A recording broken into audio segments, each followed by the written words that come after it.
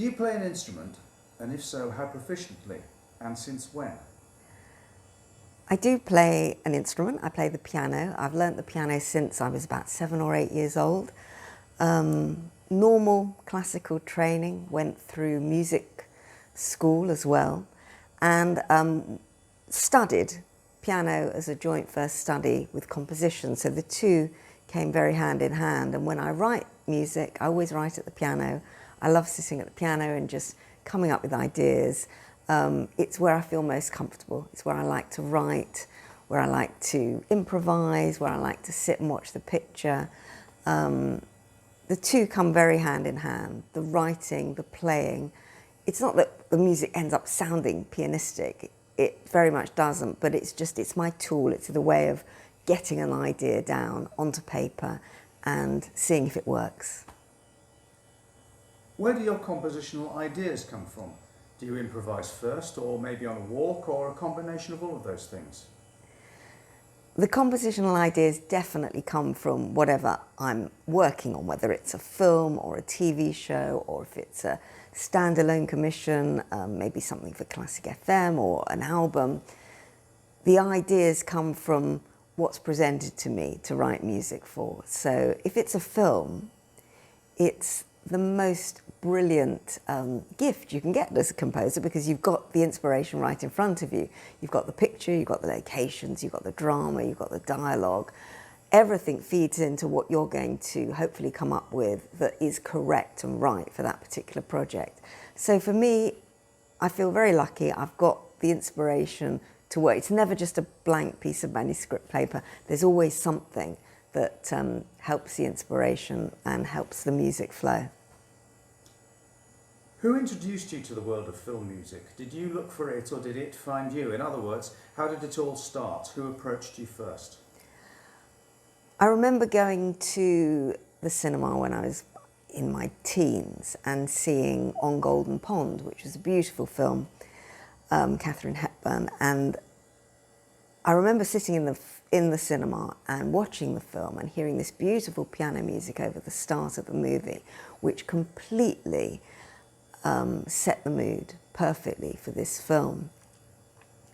Without doing very much, it was a very, very simple score, Dave Grusin, just very simple solo piano, lots of space in the music, but it drew you into the story. And I remember thinking at that point, wow, you have such power over the picture when you're writing music, because the music helps introduce you to the story, introduce you to the characters, whatever's going on screen.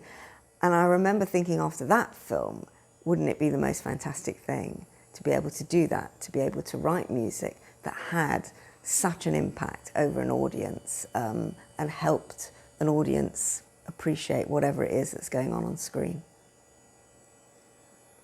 Do you write using pen and paper, or do you use music software? I start always with pen and paper. I sit at the piano here with my manuscript paper and pencil and sketch ideas, usually through improvising, trying things out against a picture, sometimes going from piano onto orchestration and playing the music in on my sampler and sequencers and trying things out against picture, a little bit more filled out with other instruments of the orchestra.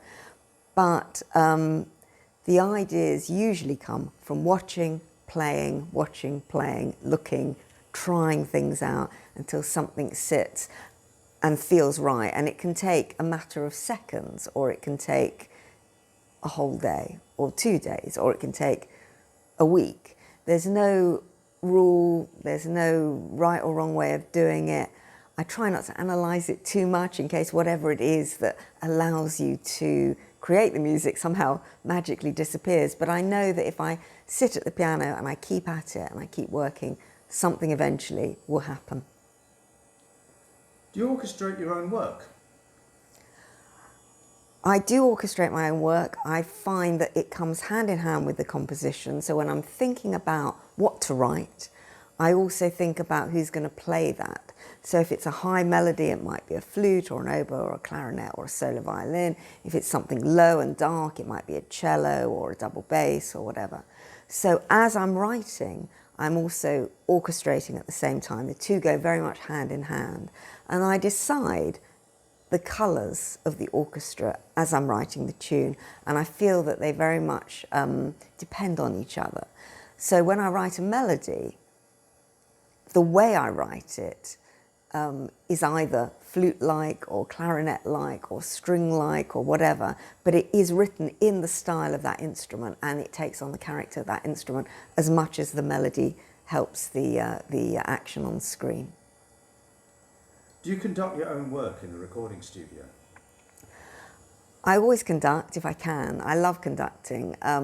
It's a sort of cherry on the cake, because when you've finished the hard work of writing, orchestrating, putting it all together, making sure every note is right in the parts, checking it all through, getting ready for the session, standing in front of an orchestra and having their interpretation of your music for the very first time is the most exciting thing, and the part that I absolutely love. And I love working with musicians.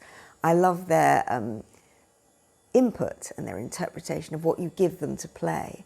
And they always are there to do their best job. They're always there to play well for you and to make sure that whatever you write, they perform to the best of their ability. And that part of it, the conducting, the bringing it to life in the studio with the orchestra, is still, and I think will always be, the best part of the process. When writing music for a specific film with a geographic connection, do you visit the place or country for inspiration? I've done a lot of programmes where the characters in the film or the presenters have gone to exotic locations. Joanna Lumley's Nile, Joanna Lumley's Greek Odyssey. And I don't think in any of those occasions I've ever been offered to have a trip to Corfu or somewhere gorgeous that they've been. I have often just seen the rushes or seen the first assemblies when they come back and then start writing the music. It's inspired by the landscapes, it's inspired by the locations. Often it's a little bit of research into what is the traditional music of that location, but it doesn't necessarily require me to actually go and visit the place. With Wolf Hall, it was set in Tudor times, and obviously I can't go back to Tudor times and find out what it was like, but I imagine it. And I listened to a lot of recordings, I listened to a lot of period instruments to come up with the correct colours and melodies and instrumentation, all that, for that particular piece. So every project, in a way, has its own locations and dramas and settings, and if you were to go to every single place, you'd probably be travelling more than you are composing. So I sit and I imagine, and you know, a composer's job is about imagination and creativity, and that's about coming up with things that are inspired by what you see on screen. Do you use ethnic instruments when needed? And if so, how do you write them down in a score, or do you let the musicians improvise?